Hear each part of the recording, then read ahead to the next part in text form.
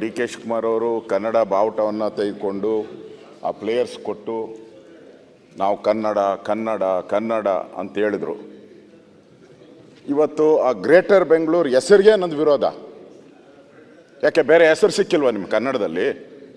ಕನ್ನಡದ ಡಿಕ್ಷನರಿಯಲ್ಲಿ ಬೇರೆ ಹೆಸರೇ ಸಿಕ್ಕಿಲ್ವ ನಿಮ್ಗೆ? ಅಷ್ಟು ಗತಿಗೆಟ್ಟು ಹೊರಟತ್ತ ಕನ್ನಡ. ಯೋಚನೆ ಮಾಡಬೇಕಲ್ಲ ನೀವು. ಬೀಳ್ತಾರ ಹಿಂದೆ ಬೃಹತ್ ಬೆಂಗಳೂರು ಮಹಾಪಾಲಿಕೆ ಇತ್ತು. ಯಾರು ಬೈದಿದ್ದಾರ ನಮ್ಮನ್ನ? ಅದೇನೋ ಗ್ರೇಟರ್ ಬಿಡಿ, ಬೆಂಗಳೂರು ವಾಟರ್ ಬೆಂಗಳೂರು ಔಟ್ ಇದೆ, ಅದು ಬೇರೆ ಪ್ರಶ್ನೆ. ನಿಮ್ಮ ಗ್ರೇಟರ್ ಬೆಂಗಳೂರು ಹೆಸರನ್ನ ಯಾಕೆ ಇಡಕ್ಕೆ ಹೋಗ್ತೀರಾ ಇಂಗ್ಲೀಷ್ನೇ? ಮಹಾನ್ ಬೆಂಗಳೂರು, ಮಹಾ ಮುಂಬೈ ಮಾಡಿದಾರಲ್ಲ. ಅಲ್ಲಲ್ಲ ಅಲ್ಲ ನೀವು ಇಲ್ಲಿ ಕೂತ್ಕೊಂಡು ನಮಗಿಂತ ಸ್ವಚ್ಛವಾಗಿ ಕನ್ನಡ ಮಾತಾಡ್ತಾ ಇದ್ದೀರಾ. ಡಿ ಕೆ ಶಿವಕುಮಾರ್ ಅವರು ಕನ್ನಡನೆಲ್ಲ ಮುಳುಗಿಸೋತಾವ್ರೆ. ಬೇಕಾಗಿತ್ತ ಈ ಬಿಲ್ಲು? ನೋಡಿ, ಇದು ಅವರು ಆ ಗ್ರೇಟರ್ ಅನ್ನೋದನ್ನೇ ತೆಗೆದಾಕ್ಲಿ. ಬೇರೆ ಕನ್ನಡ ನಿಮ್ಗೆ ಗೊತ್ತಿಲ್ಲ ಅಂದರೆ ನೀವು ಗೌರ್ಮೆಂಟ್ ಸ್ಕೂಲ್ ತಾನೇ ಓದಿರೋದು? ನಾನು ಗೌರ್ಮೆಂಟ್ ಸ್ಕೂಲೇ. ಆಮೇಲೆ ನ್ಯಾಷನಲ್, ಆಮೇಲೆ ಅಷ್ಟು ಕನ್ನಡ ಹೇಳೋಕ್ಕಾಗಲ್ಲ ಅಂದರೆ ಏನು ಸರ್?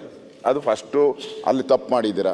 ಎರಡನೇದು, ಈ ವಿಕೇಂದ್ರೀಕರಣದ ಆಶಯ ಏನಿದೆ ಅದಕ್ಕೆ ಕೊಡ್ಲಿ ಪೆಟ್ಟಾಗ್ತಾ ಇದ್ದೀರಾ. ಸ್ವಾತಂತ್ರ್ಯ ಏನು ಕೊಟ್ಟಿದ್ದೀರಿ ನಾವು ಕಾರ್ಪೊರೇಷನ್ಗೆ, ಅದನ್ನು ಹರಣ ಮಾಡ್ತಾ ಇದ್ದಾರೆ. ಸ್ವಾತಂತ್ರ್ಯ ಹರಣ ಕಾರ್ಪೊರೇಷನ್ಗೆ. ಸ್ವಾವಲಂಬಿ ಆಗಬೇಕಾಯಿತು ಕಾರ್ಪೊರೇಷನ್ನು.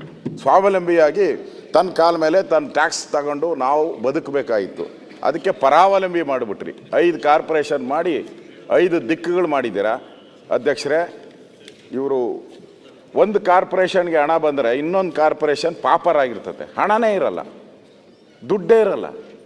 ಅಂದರೆ ಪರಾವಲಂಬಿಲಾಗಿ ಸುತ್ತಬೇಕು. ಸರ್ಕಾರದ ಕಪಿಮುಷ್ಟಿಗೆ ಸಿಕ್ಕಾಕ್ಕೊಂತಾರೆ. ನೀವು ಮಾಡಿರೋ ಈ ಬಿಲ್ನಿಂದ ಸರ್ಕಾರದ ಕಪಿಮುಷ್ಟಿಗೆ ಎಲ್ಲ ಸಿಕ್ಕಾಕ್ಕೊಂತಾರೆ.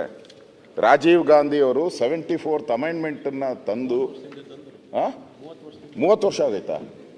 ಅದಕ್ಕೆ ಮರ್ತುಬಿಟ್ಟವ್ರೆ. 30 ವರ್ಷ ಆಗಿರೋದಕ್ಕೆ ಮರ್ತುಬಿಟ್ಟವ್ರು ಅವರು ತಂದಿದ್ದು. ಅದೇ ಮರ್ತೋಗ್ಬಿಟ್ಟಿದ್ದೀರ ಬಿಡಿ, ವಯಸ್ಸಾಯಿತು. ಅದಕ್ಕೂ ಆ ಬಿಲ್ಗೂ ಅದಕ್ಕೂ ವಯಸ್ಸಾಗ್ಬಿಡ್ತು, ಬಿಲ್ಗೂ ವಯಸ್ಸಾಗ್ಬಿಡ್ತು. ಅದಕ್ಕೆ ವಿರುದ್ಧವಾಗಿ ನೀವು ತರ್ತಿರಲ್ಲ. ಸರಿನಾ ಇದು ಅಧ್ಯಕ್ಷರೇ? ಇದು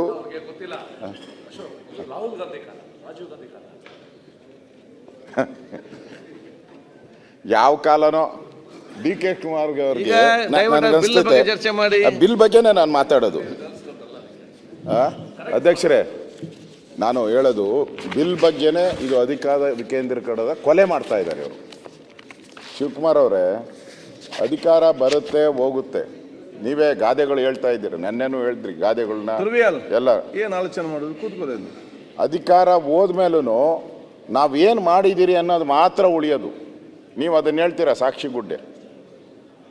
ಆ ಹೆಜ್ಜೆ ಗುರುತನನ್ನು ಬಿಟ್ಟು ಹೋಗಬೇಕು ನೀವು.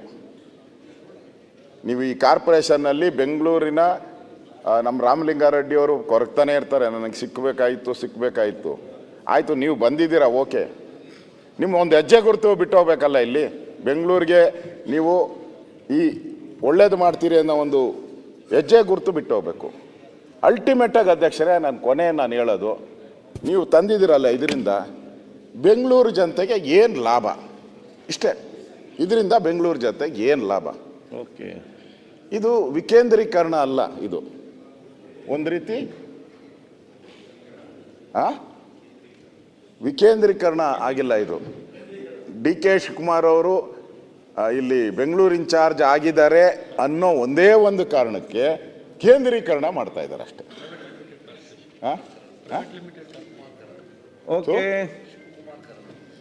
ಇದು ಬೆಂಗಳೂರೆಲ್ಲ ಹೋಗಿ ಶಿವಕುಮಾರನ ಕರಣ ಆಗಿದೆ. ಅದಕ್ಕೆ ಬೇಡ, ಇದು ವಿಕೇಂದ್ರೀಕರಣ ಆಗಲಿ.